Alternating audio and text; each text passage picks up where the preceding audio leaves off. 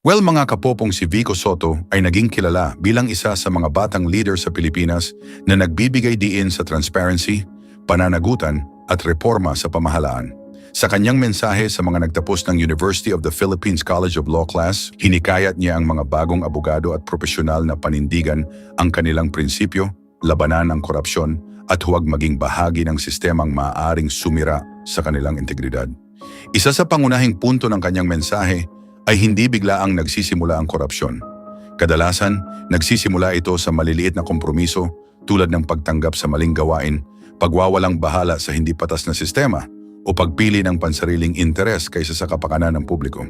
Ang kanyang babala na huwag lamunin ng sistema ay tumutukoy sa panganib na ang isang taong pumapasok sa pamahalaan na may mabuting hangarin ay maaaring maimpluwensyahan ng maling kultura at gawin na matagal nang umiiral sa institusyon. Mula nang maging alkalde ng Pasig noong 2019, itinaguyod ni Soto ang mga programang nakatuon sa transparency, mas mahusay na serbisyo publiko at pananagutan ng mga opisyal. Para sa kanyang mga taga-suporta, ang kanyang pamumuno ay nakatuon sa pagbabago ng sistema ng pamahalaan at pagbabalik ng tiwala ng mga mamamayan sa kanilang mga leader. Gayunpaman, nananatili ang tanong, bakit hindi yumaman si Vico Soto matapos ang ilang taon bilang opisyal ng gobyerno? Sa pangkalahatang pananaw, ang posisyon sa pamahalaan ay nagbibigay lamang ng regular na sahod at hindi automatikong nangangahulugan ng malaking kayamanan. Ang malaking pagyaman habang nasa kapangyarihan ay nagiging issue kapag may hinalang ginagamit ang posisyon, impluensya o autoridad para sa pansariling pakinabang. Sa kaso ni Soto, ipinapakita ng kanyang mga pahayag at prinsipyo na tinitingnan niya ang serbisyo publiko bilang responsibilidad, hindi paraan upang magkamal ng yaman.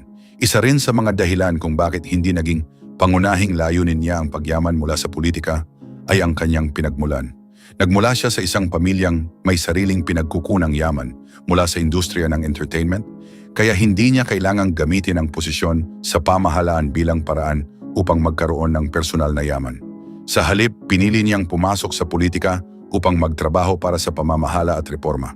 Ang kanyang pananaw sa pamumuno ay nakabatay sa disiplina sa sarili, pagiging bukas sa pagsusuri ng publiko, pakikinig sa mga mamamayan at paggawa ng mga desisyong naaayon sa tama at makatarungang proseso. Para kay Soto, ang pagpigil sa korupsyon ay hindi lamang pag-iwas sa malalaking paglabag, kundi pati sa araw-araw na pagpili na nagpapanatili ng integridad. Ipinapakita rin ng usapin tungkol sa kayamanan ng mga politiko kung paano sinusukat ng lipunan ang tagumpay ng isang leader. Para sa ilan, nasusukat ang tagumpay sa ari-arian at pera.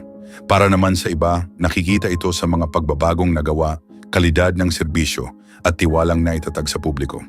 Mahalaga pa rin na ang lahat ng opisyal ng pamahalaan ay maging bukas at transparent tungkol sa kanilang mga gawain at ari-arian. Ang pagiging tapat sa serbisyo publiko ay nangangailangan hindi lamang ng mabubuting salita, kundi pati ng konkretong pagkilos upang mapatunayan ang pananagutan. Ang halimbawa ni Vico Soto ay nagpapakita ng pananaw na ang posisyon sa gobyerno ay hindi dapat maging daan upang yumaman. Sa halip, ang tunay na halaga ng pamumuno ay makikita sa mga reforma, mas maayos na sistema at pagbabagong naiiwan para sa mga mamamayan. Sa huli, ang tagumpay ng isang lingkod bayan ay hindi nasusukat sa yaman na naipon habang nasa kapangyarihan, kundi sa tiwala at kabutihang na ibigay niya sa mga taong kanyang pinaglilingkuran. Well, mga kapupong, pinayagan ng isang regional trial court sa Lapu-Lapu City si Sara Diskaya na makapagpiyansa sa halagang 1,000,000 piso kaugnay ng isang kasong kriminal na may kinalaman sa umano'y anomalya sa flood control project sa Davao Occidental. Gayunman, hindi pa rin siya makalalabas ng kulungan dahil mayroon pa siyang hiwalay na kasong kinakaharap sa Bulacan na hindi maaring piyansahan. Ayon sa kautusan ng hukuman, sinuri ng korte ang mga ebidensyang iniharap ng prosekusyon at depensa sa isinagawang mga pagdinig. Matapos ang pagsusuri, sinabi ng hukom na hindi umabot sa kinakailangang antas ang bigat ng ebidensya upang tuluyang ipagkait kay Diskaya ang pansamantalang paglaya sa naturang kaso. Nilinaw ng korte na ang desisyon ay para lamang sa partikular na kasong may kaugnayan sa Davao Occidental at hindi nito binabago ang kalagayan ng iba pang mga kasong nakabinbin laban sa negosyante at flood control contractor. Sa mga oras na ito, nananatili pa rin si Diskaya sa kustudiya ng Lapu-Lapu City Jail dahil sa hiwalay na kasong malversation na nakabinbin sa Regional Trial Court sa Bulacan. Ang naturang kaso ay may kaugnayan din sa isang proyekto sa infrastruktura ng pamahalaan at hindi saklaw ng naaprubahang piyansa mula sa korte sa Cebu. Iginiit ng kampo ni Diskaya na hindi sapat ang mga ebidensyang iniharap ng prosekusyon upang patunayan na may matibay na batayan ang mga aligasyon laban sa kanilang kliyente. Ayon sa kanyang mga abogado, nararapat lamang na payagan siyang makapagpiyansa habang ipinagpapatuloy ang proseso ng paglilitis at paghahanda ng kanyang depensa. Sa kabilang panig, iginiit naman ng mga piskal na sapat ang mga dokumento at testimonya upang suportahan ang kanilang pagtutol sa kahilingan para sa piyansa. Iniharap ng prosekusyon ang kanilang mga ebidensya upang ipakita na may sapat na dahilan upang manatili sa kustudiya ang akusado. Matapos timbangin ang mga argumento ng magkabilang panig, nagpasya ang hukuman na aprubahan ang piyansa. Kasama sa kautusan ang paalala na kailangang tuparin ni Diskaya ang lahat ng kondisyon ng korte, kabilang ang regular na pagharap sa mga itinakdang pagdinig.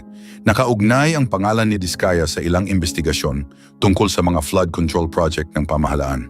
Sinuri ng mga autoridad ang mga record ng kontrata, dokumento at iba pang transaksyon na may kaugnayan sa mga proyektong isinagawa sa mga nakaraang taon. Patuloy na sinusundan ng mga ahensya ng gobyerno ang mga legal na proseso kaugnay ng mga reklamong inihain laban sa kanya. Sa kabila ng pagkakaroon ng pagkakataong makapagpiyansa sa isang kaso, nananatiling bukas ang iba pang usaping legal na kailangang resolbahin sa mga korte. Ang pinakahuling kautusan ay nagpapakita na magkahiwalay na sinusuri ng mga hukuman ang bawat kasong kinakaharap ng isang akusado. Ang pag-apruba sa piyansa sa isang kaso ay hindi nangangahulugan ng automatikong paglaya kung mayroon pang ibang legal na hadlang. Patuloy na inaabangan ng publiko ang mga susunod na pagdinig kaugnay ng mga kasong kinakaharap ni Diskaya.